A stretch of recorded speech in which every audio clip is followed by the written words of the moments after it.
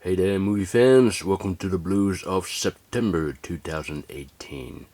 First up, it's good old Chuck Norris. I wanted to get the separate Blu-ray of Lone Wolf McQuade, but then I found this, which is about the same price as the separate Blu-ray.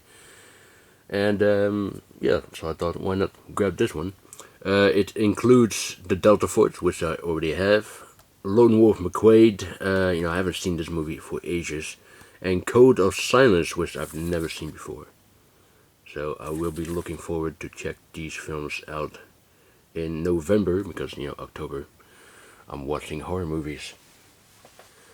Next one is The Final Professionnals by Sergio Martino. I saw this yesterday. It's pretty good. Very brutal and violent, which is another big surprise, of course, because these Polichesky films or Policiocesky films are known for their brutality and graphic violence. But it's pretty good. And speaking of Sergio Martino, I also have one of his giallos, The Strange Vice of Mrs. Wardh, starring the very sexy Edwige Veneg. I believe that's how you pronounce her name. But this is a really, really good giallo with a great twist, somewhere in the third act. But yeah, very good film. Next one is THX 1138. It would have been nice if they also included the theatrical version, which is only available on VHS. But we all know George Lucas, right? I mean, he didn't release the original Star Wars trilogy on Blu-ray, so why would he do it with this one? Here we have Congo. This is a movie I haven't seen in 20 years, and I was curious to find out if it's still as good as I remember. And the answer is no. I mean, it's okay, and it's enjoyable at times, but it's nice to revisit the movie after so many years. But I probably wouldn't see it again, if I'm very honest. Okay, next one is Revenge. Now, there are more movies called Revenge. One of them is a Tony Scott movie from 1990 with Kevin Costner. And that one didn't deserve to be called Revenge. I mean, surely some of the characters get their revenge, but it was done in such an unsatisfying way that the movie became a huge disappointment to me. This one, however, this deserves to be called Revenge. I mean, this is what a revenge movie should be, and it's more than that. It's such a feast for the eyes, and I'm not only talking about the girl. I'm talking about the whole look of the movie. But I absolutely loved it. It has some great gore in it, excellent soundtrack. That reminds me of a Nicholas Winding Refn film. And I thought it was terrific. It's definitely one of my favorites of the year. Revenge. Okay, I got 3 films of Paul Newman. This year marks the 10th anniversary of his death, by the way. The first one is Paris Blues. Paul Newman and Sidney Poitier plays 2 jazz musicians who meets and fall in love with 2 American tourists, played by Joanne Woodward and Diane Carroll. Now, the relationship between Poitier and Carroll, you can see them on the disc here. I think it's a lot more interesting than the one between Newman and Woodward. She wants him to come home with her to America. But he doesn't want that because they treated him badly over there because he's black. And in Paris, they treated him with respect. They don't look at his skin color. But, this is a wonderful film. Absolutely wonderful film. And there's a great scene in here where Newman and Portier are playing at this nightclub. They're playing with their music instruments, and Louis Armstrong comes along and plays with them. Really terrific scene. But yeah, it's a fine film. Paris Blues. Next one is The Verdict. I mean, this is Paul Newman at his best. Easily one of his greatest performances. Outstanding film by the great Sidney Lumet. And the last one is The Life and Times of Judge Roy Bean. Another fantastic Newman performance in a somewhat odd western, but it's so damn good. And it was written by John Milius, who wanted to make his directorial debut with this one, and he wanted Lee Marvin to play the title role. But the story goes that Lee Marvin took the screenplay with him to a bar, and after a while he left the bar without the screenplay. He's gotten so drunk that he just forgot about it, and it was picked up by Paul Newman, who happened to be at the same bar as well. So he read it, he loved it, and this is the result.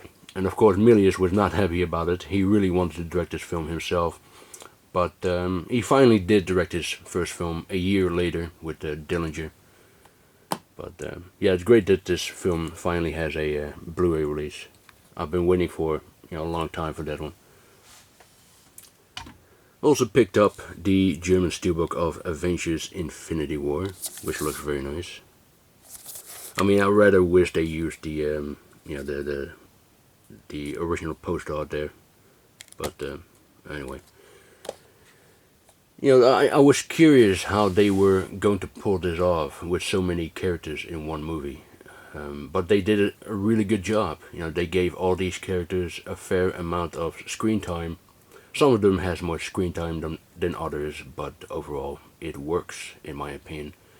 I think it's a great movie with a great cliffhanger, and I'm very much looking forward to the next Marvel movie. Well, actually, the next Avengers movie, that is. The next Marvel movie will be Captain Marvel. And I don't know about you, but I was underwhelmed by the trailer of Captain Marvel. Anyway. I managed to get a copy of this Blu-ray set from the UK, Eyeball by Umberto Lenzi.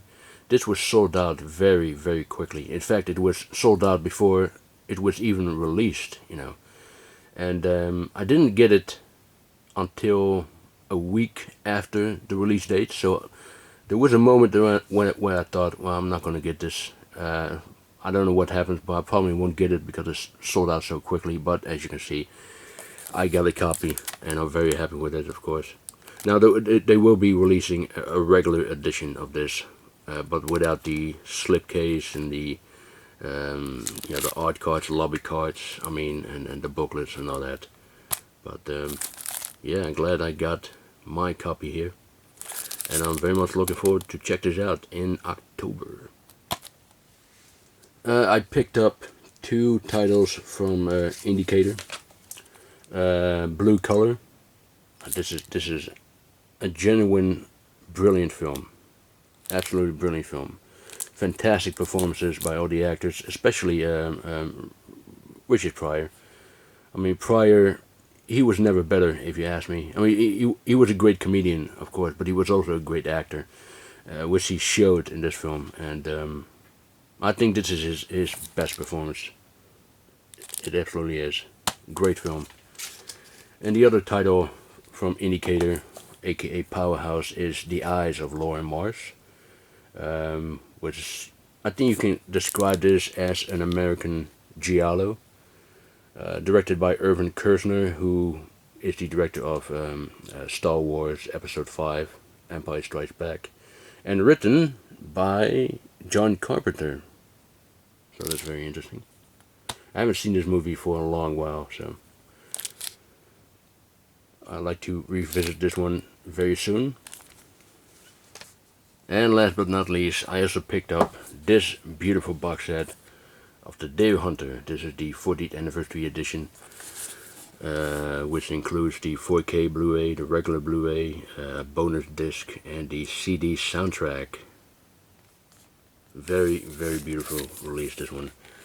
And this film is a masterpiece, plain and simple, and back in the day when Robert De Niro was actually good. Unfortunately, you cannot say that about him nowadays. Well, let me give you a look, look at the contents of this set. Put this aside a little bit.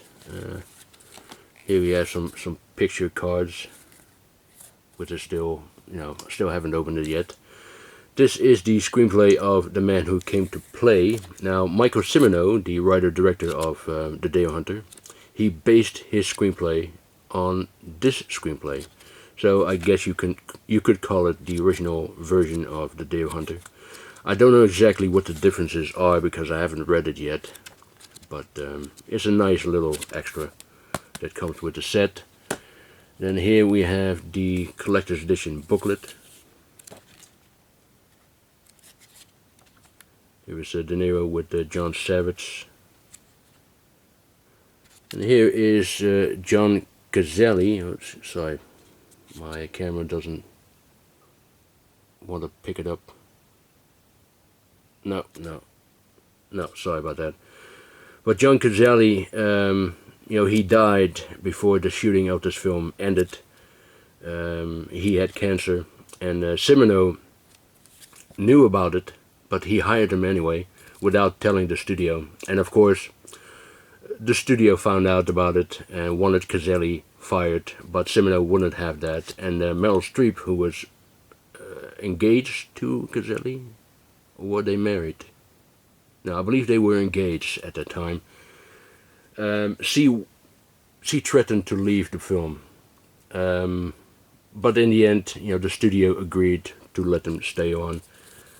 But if there's one actor who has the most impressive filmography, then it has to be John Cazale. I mean, he only made 5 films, but what 5 films they are! They're all masterpieces, if you ask me.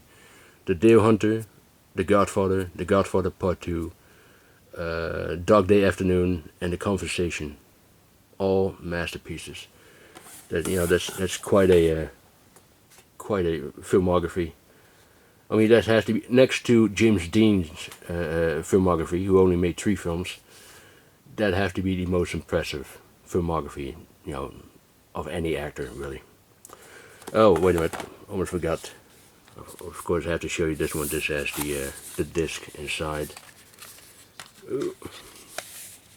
This is the 4K Blu-ray, the regular Blu-ray, the bonus Blu-ray, and the soundtrack. Let me show you what the other side is. There's a picture. There's John Cazale right there. He played Al Pacino's brother in the Godfather films. Fredo, that's the name of his character. De Niro, Savage, don't know this one. Christopher Walken, Meryl Streep. Yeah, and a beautiful film, a beautiful set of a beautiful film, The Deer Hunter. Yeah, and that's it for this September update. Thank you very much for watching. Have a great October month. Happy horror viewings, everyone. And I'll talk to you next time.